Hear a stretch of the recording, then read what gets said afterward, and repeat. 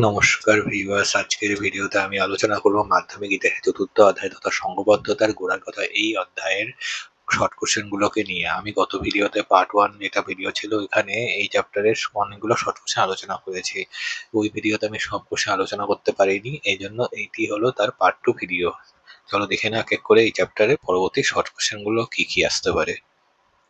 ১ নম্বর question কি, সিপাহী বিদ্রোহকে ভারতের প্রথম স্বাধীনতা সংগ্রাম বলে অভিহিত করেছেন কে, কোন গ্রন্থে? মানে কে সিপাহী বিদ্রোহকে ভারতের প্রথম স্বাধীনতা সংগ্রাম বলেছিল এবং কোন গ্রন্থে বলেছিল? অ্যান্সারটি কি, সিপাহী বিদ্রোহকে ভারতের প্রথম স্বাধীনতা সংগ্রাম বলে অভিহিত করেছেন কে? বিনায়ক দামোদর সাভারকার। তার এখানে চন্দ্রবিন্দু হবে একটা দিয়ে দিবা যেহেতু তিনি স্বর্গীয়। তার দ্য ইন্ডিয়ান, এখানে ইনভার্ট কমা দিয়ে দিবা, the Indian war of independence, আবার ইনভার্টেড কমা ক্লোজ, ইন্ডিপেন্ডেন্স নামক গ্রন্থ। তাহলে বইটার নাম কি? The Indian war of independence. পরীক্ষায় এইভাবে শর্ট কোশ্চেন আসতে পারে। The Indian war of independence নামক গ্রন্থটি কে লিখেছেন? কি হবে? বিনায়ক দামোদর সাভারকার। ২ নম্বর কোশ্চেন কি দেখে নাও। সিপাহীদের মধ্যে শুধু সামরিক বিষয় নিয়ে নয়, সামগ্রিকভাবেই ব্রিটিশ শাসনের বিরুদ্ধে ক্ষোভ ছিল। এই কথাটি কে বলেছেন? মানে এই উক্তিটি কে বলেছেন? আলোচ্য উক্তিটি করেছেন ঐতিহাসিক পানিক্কর। ঠিক আছে। ৩ নম্বর শর্ট কোশ্চেন হলো, সিপাহী বিদ্রোহীরা সাবেক ঐক্যে বিশ্বাসী ছিল। এই কথাটি কে বলেছেন? আলোচ্য কথাটি কে বলেছেন? অধ্যাপক সুশোভন সরকার। চতুর্থ শর্ট কোশ্চেন, নিম্নবর্গের ইতিহাস চর্চার জনক কে ছিল? ভেরি ভেরি ইম্পর্টেন্ট কোশ্চেন এটা। কি হবে? নিম্নবর্গের ইতিহাস চর্চার জনক ছিলেন ঐতিহাসিক Ranajit Guha. Very very important question, এটা পরীক্ষা আসার মতো একটা শর্ট কোশ্চেন, তোমরা অবশ্যই মনে রেখো। ঐতিহাসিক রণজিৎ গুহ নিম্নবর্গের ইতিহাস চর্চার জনক। আরেকভাবে কোশ্চেনটা দিতে পারে, এই নিম্নবর্গের ইতিহাস চর্চাকে কি বলা হয়? Subaltern history. এইভাবে দিতে পারে, সাব অল টান হিস্ট্রির প্রবক্তা বা জনককে। ঠিক আছে, মনে রাখবে সাবঅল্টার্ন হিস্ট্রি কথা বা নিম্নবর্গের ইতিহাস চর্চার জনক যেটাই থাকুক না, অ্যান্সার কি হবে? ঐতিহাসিক রণজিৎ গুহ। পঞ্চম শর্ট কোশ্চেন হলো, কে সিপাহী বিদ্রোহকে উচ্চকোটির বিদ্রোহ বলেছেন? সিপাহী বিদ্রোহকে উচ্চকোটির বিদ্রোহ কে বলেছেন? এখানে ভুল হয়ে গেছে, উচ্চ কোটির হবে। ঠিক আছে, কয়কার টয় রশ্মি, আর এখানে বয়সূন্য আছে। উচ্চকোটির বিদ্রোহ বলেছেন কে? ঐতিহাসিক এরিক স্টকস।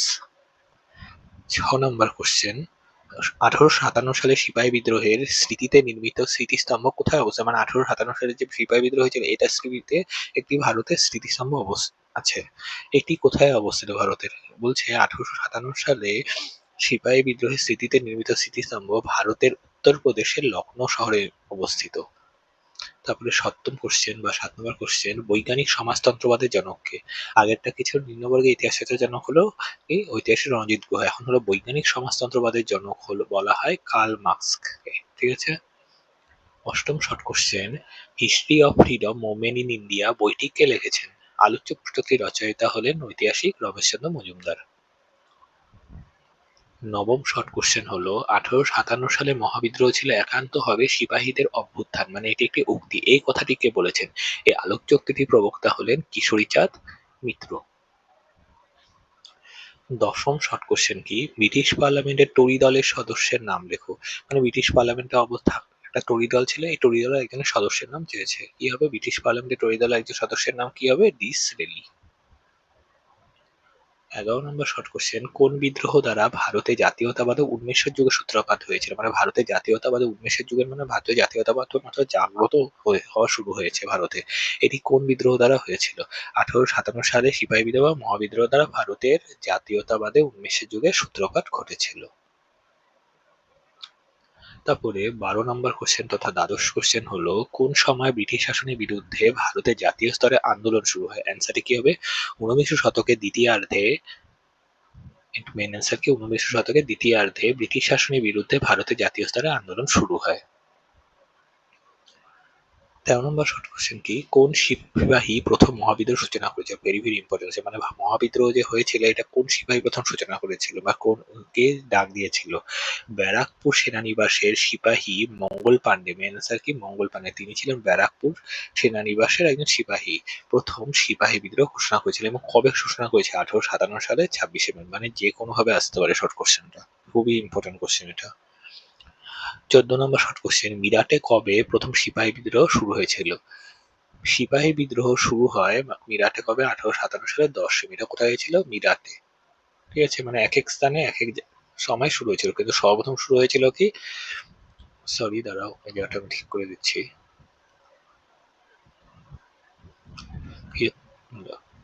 মিরাটে। আচ্ছা, মানে কি প্রথম তো সিপাহী বিদ্রোহ হয়েছিল ব্যারাকপুরে।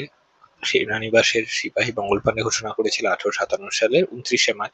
এর পরবর্তীকালে যখন শুরু হলো, তারপরে ভারতের বিভিন্ন প্রান্তে বিদ্রোহটা ছড়ায় পড়ে। তারপরে মিরাটে কবে হয়েছে? 1857 সালের 10 মে। মানে দেখো এখানে প্রথম শুরু হয়েছে 29 মার্চ, তারপরে প্রায় বলতে গেলে 10-12 দিন পরে মানে মিরাটে সিপাহী বিদ্রোহ শুরু হয় 10 মে। তারপরে 15 নম্বর শর্ট কোশ্চেন হলো কি, দিল্লিতে কবে সিপাহী বিদ্রোহ সূচনা করে? দিল্লিতে মিরাটের একদিন পরে সিপাহী বিদ্রোহ হয়েছিল। কবে? দিল্লিতে সিপাহী বিদ্রোহ শুরু হয়েছিল 1857 সালে 11 মে। মানে মিরাটে হয়েছিল 1857 সালে 10 মে, তার একদিন পরে, মানে ওয়ান ডে গ্যাপ আছে, ঠিক আছে, ওয়ান ডে গ্যাপের মধ্যে এই দিল্লিতে সিপাহী বিদ্রোহটা যায় ছড়িয়ে পড়ে। 16 নম্বর শর্ট কোশ্চেন হলো, কার আমলে কবে সিপাহী বিদ্রোহ হয়েছিল? এটাও ভেরি ভেরি মানে কার আমলে, কোন বড়লাটের আমলে আসতে পারে সিপাহী বিদ্রোহ হয়েছিল বা কবে হয়েছিল? বড়লাট লর্ড ক্যানিং এর আমলে 1857 সালে সিপাহী বিদ্রোহ বা মহাবিদ্রোহ হয়েছিল। 17 নম্বর শর্ট কোশ্চেন হলো, কোন আইনের দ্বারা ভারতে ব্রিটিশ ইস্ট ইন্ডিয়া কোম্পানি বা ইস্ট ইন্ডিয়া কোম্পানির শাসনে অবসান ঘটবে? এটাও ভেরি ভেরি ইম্পর্টেন্ট কোশ্চেন। 1858 সালে ভারত শাসন আইন দ্বারা বা 1858 গভর্নমেন্ট অফ ইন্ডিয়া অ্যাক্ট দ্বারা এইভাবে লেখা থাকতে পারে, 1858 গভর্নমেন্ট অফ ইন্ডিয়া অ্যাক্ট। ঠিক আছে, ইংরেজিতে লিখে দিলাম এটার। বা 1857 সালে ভারত শাসন আইন দ্বারা ভারতে ব্রিটিশ ইস্ট ইন্ডিয়া কোম্পানির শাসনের অবসান ঘটে। 18 নম্বর শর্ট কোশ্চেন, কে নানা সাহেব ও আজিম উল্লাহর মতো বিদ্রোহী নেতাদের অন্যায়কারী দানব বলে উল্লেখ করেছেন? মানে কে সেই নানা সাহেব বা আজিমুল্লাহর মতো, আজিমুল্লাহকেও এবং এর মতো অন্যান্য যারা নেতা ছিল তাদেরকে অন্যায়কারী দানব বলে উল্লেখ করেছেন? এখন অ্যান্সারটি কি হবে? নানা সাহেব ও আজিমুল্লাহর মতো বিদ্রোহী নেতাদের অন্যায়কারী দানব বলে অভিহিত কে করেছেন? রাজনারায়ণ বসু। তারপরে 19 নম্বর কোশ্চেন, বেঙ্গল আর্মির একজন সদস্যের নাম লেখো। মানে বেঙ্গল আর্মিতে থাকে একজন সদস্যের বা মেম্বারের নাম কি হবে? মঙ্গল পান্ডে। তিনি ব্যারাকপুর সেনানিবাসের একজন সিপাহী ছিল। ইনি ছিল আবার কি বেঙ্গল আর্মির একজন সদস্য। 20 নম্বর শর্ট কোশ্চেন দেখে নাও, ভারতে ব্রিটিশ শাসনের বিরুদ্ধে জাতীয় স্তরে সংঘটিত প্রথম বিদ্রোহ কোনটি? মানে ভারতে ব্রিটিশদের বিরুদ্ধে হওয়া প্রথম জাতীয় স্তরে পুরো ভারত জুড়ে একটা প্রথম বিদ্রোহ কোনটা হয়েছিল? কিভাবে ব্রিটিশ শাসনের বিরুদ্ধে জাতীয় স্তরে সংঘটিত প্রথম ভারতীয় একটা বিদ্রোহ কি? 1857 সালের মহাবিদ্রোহ বা সিপাহী বিদ্রোহ।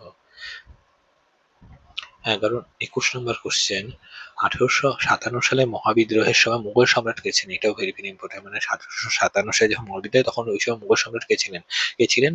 মুঘল সম্রাট ছিলেন হলো দ্বিতীয় বাহাদুর শাহ।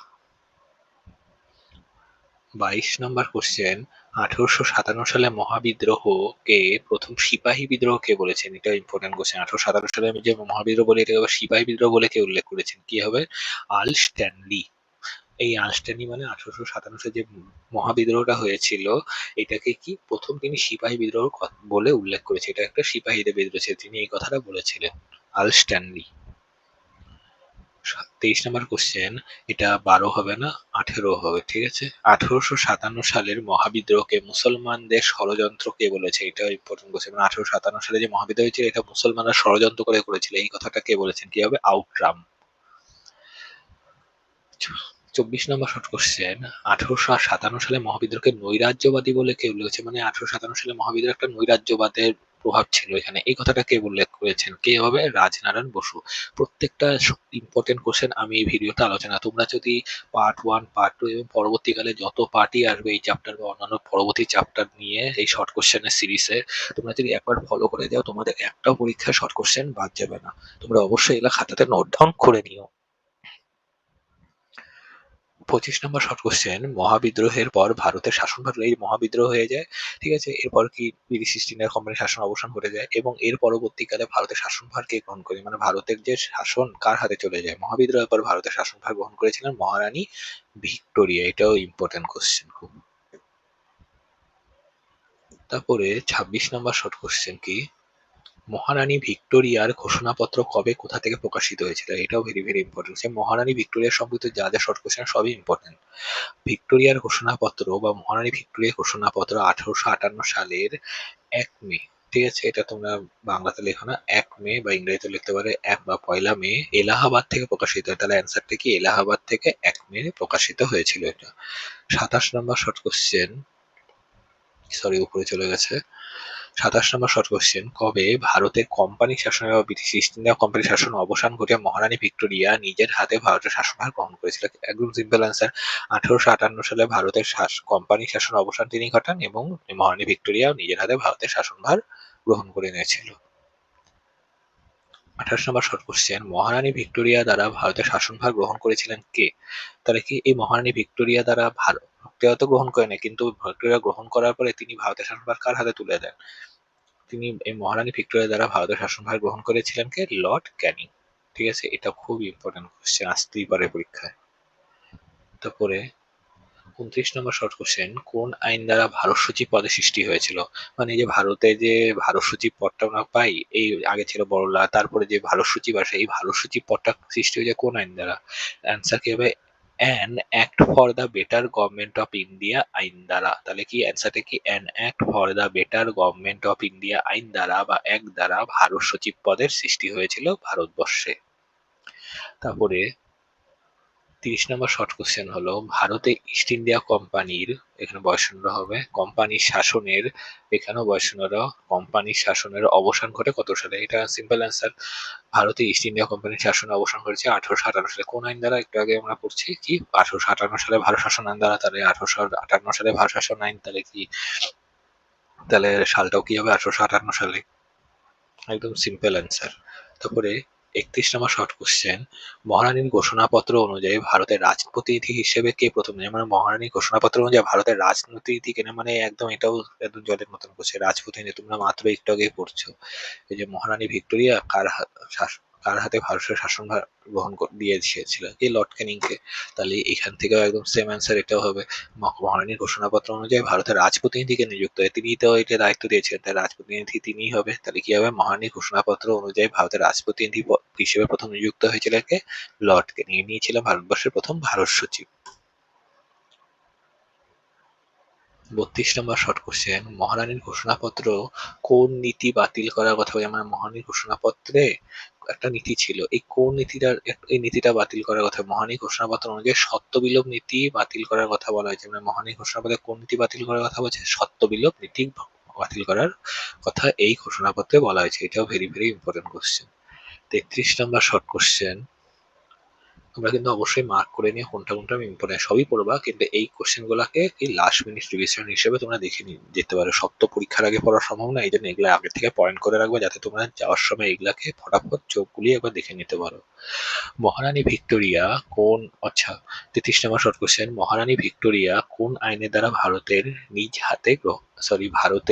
হাতে গ্রহণ করেছে? মানে কোশ্চেন একটু ভুল হয়েছে, টোকা দেখে নেই, অ্যান্সারটা দেখলে বুঝতে পারবো। মহারানী ভিক্টোরিয়া 1858 সালে ভারত শাসন আইন দ্বারা ভারতের শাসনভার নিয়েছে। আচ্ছা, এখানে শাসনভার নেই, এখানে লিখে নিও তোমরা শাসন ভার, তালিবস্বয়কার দন্তাস্ব দন্তান্ন ভয়াকার বয়সনরা। তাহলে কোশ্চেনটা পড়ে নি, মহারানী ভিক্টোরিয়া কোন আইনের দ্বারা ভারতের শাসনভার নিজ হাতে গ্রহণ করেছে? মহারানী ভিক্টোরিয়া একদম একই আসবে আইন, মানে এই মহারানী ঘোষণাপত্রে যে একটাই আইন আছে সেটা কি? 1858 সালে ভারত শাসন আইন। ঠিক আছে, ফ্রিল্যান্সারকে 1858 সালে ভারত শাসন আইন দ্বারা ভারতের শাসনভার নিজ হাতে গ্রহণ করেছিলেন কে? মহারানী ভিক্টোরিয়া। তারপরে 34 নম্বর শর্ট কোশ্চেন, মহাবিদ্রোহের পর বাহাদুর শাহকে বন্দি করে কোথায় নির্বাসন করা হয়? বাহাদুর শাহকে বন্দি করে পাঠানো কোথায় হয়েছিল? রেঙ্গুনে। এই মহাবিদ্রোহ যখন হয়েছিল তখন শেষ হয়ে যায়, মানে তখন এই বাহাদুর শাহকে বন্দি করে ফেলে এবং বন্দি করে পরবর্তীকালে কোথায় নির্বাসনে, মানে তাকে পাঠিয়ে দেওয়া হয়েছিল, রেঙ্গুনে পাঠিয়ে দেওয়া হয়েছিল। তারপর এটা দেখো, খুব very very chapter, most of the important short question এটা।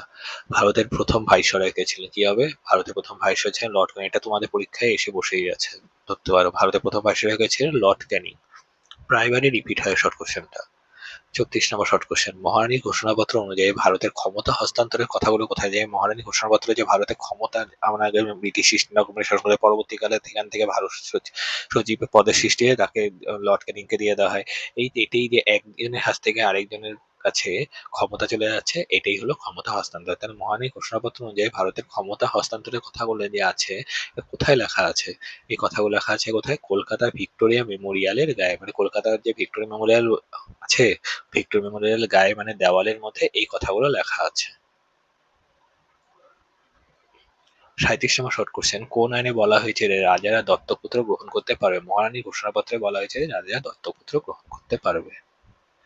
তারপরে ৩৮ নম্বর শর্ট কোশ্চেন, কোন আইন দ্বারা সুনিশ্চিত হয়েছিল যে দেশীয় রাজ্যগুলিতে সিংহাসন নিয়ে কোনো উত্তরাধিকার সংক্রান্ত বিরোধ দেখা দিলে ভাইসরয়ের সিদ্ধান্ত চূড়ান্ত বলে মানে ভাইসরয় কোনো যদি দেশীয় রাজ্যে উত্তরাধিকার সংক্রান্ত বিরোধ দেখা যায় বা মতভেদ দেখা যায়, তাহলে সেই ক্ষেত্রে ভাইসরয় যে সিদ্ধান্ত নেবে সেটাই একদম মানে ফাইনাল। এইটা কোথায় বলা হয়েছে? এটি হলো মহারানীর ঘোষণাপত্রে বলা হয়েছিল। তারপরে ৩৯ নম্বর শর্ট কোশ্চেন, ১৮৫৭ সালে মহাবিদ্রোহ চলাকালীন ইংরেজরা কবে দিল্লি দখল করে? এই ১৮৫৭ সালে যখন মহাবিদ্রোহ ছিল তখন ইংরেজরা দিল্লি কখন দখল করে নেয়? ১৮৫৭ সালে মহাবিদ্রোহ চলাকালীন ইংরেজরা দিল্লি দখল করেছিল ১৮৫৭ সালেই ২২শে সেপ্টেম্বর। তোমার শুধু তারিখটা মনে রাখবো, ২২শে সেপ্টেম্বর, যেহেতু ১৮৫৭ তোমরা জানো মহাবিদ্রোহ হয়েছিল, তারিখটাই পরীক্ষায় আসবে, ২২শে সেপ্টেম্বর তারা দিল্লি দখল করে নেয়। ৪০ নম্বর কোশ্চেন, ঝাঁসি রানী লক্ষ্মীবাঈর মৃত্যু কবে হয়েছিল? ঝাঁসি রানী লক্ষ্মীবাঈ মহাবিদ্রোহের একজন খুব গুরুত্বপূর্ণ একজন চরিত্র। ইনি পরবর্তীকালে মারা যান। তিনি কবে মারা গিয়েছিল? ১৮৫৮ সালে ১৭ই জুন। এটাও মনে রেখে যাবো, এটা ইম্পর্টেন্ট আছে। ঝাঁসি রানী লক্ষ্মীবাঈ কবে মারা যান? ১৮৫৮ সালে ১৭ই জুন। ৩১ নম্বর শর্ট কোশ্চেন, কোন তারিখে ব্রিটিশ পার্লামেন্টে ভারত শাসন আইন পাশ হয়? Very very important. মানে ব্রিটিশ পার্লামেন্টে ভারত শাসন আইন কবে পাশ হয়েছিল এটা তো জানেন, ভারত ১৮৫৮ সালে ভারত শাসন আইন, কিন্তু তারিখটা কি একটা এমসিকিউতে এসে যেতে পারে, কি হবে? ২ আগস্ট। মানে ১৮৫৮ সালে ভারত শাসন আইনের এক্সাক্ট ডেটটা কি? এটা কি ২ আগস্ট ১৮৫৮ সালে। ৪২ নম্বর শর্ট কোশ্চেন, এই পার্ট 2 লাস্ট কোশ্চেন, পরবর্তীকালে পার্ট 3 তে আরো শর্ট কোশ্চেন আসবে এই চ্যাপ্টারেরই, দেখে নাও। ১৮৫৮ সালে ক্ষমতা হস্তান্তরের কথা লর্ড ক্যানিং কোন দরবারে, যে ১৮৫৮ সালে যে ক্ষমতা হস্তান্তর করে ভিক্টোরিয়া মেমোরিয়াল হলের গায়ে যে লেখা আছে, এটা তিনি কোন দরবারে প্রকাশ করেছিলেন? কি হবে? এলাহাবাদের দরবারে। ঠিক আছে, আজকে এই পর্যন্তই। পরবর্তী ভিডিওতে আরো শর্ট কোশ্চেন আসবে, স্টে কানেক্টেড থেকো। ঠিক আছে, ধন্যবাদ।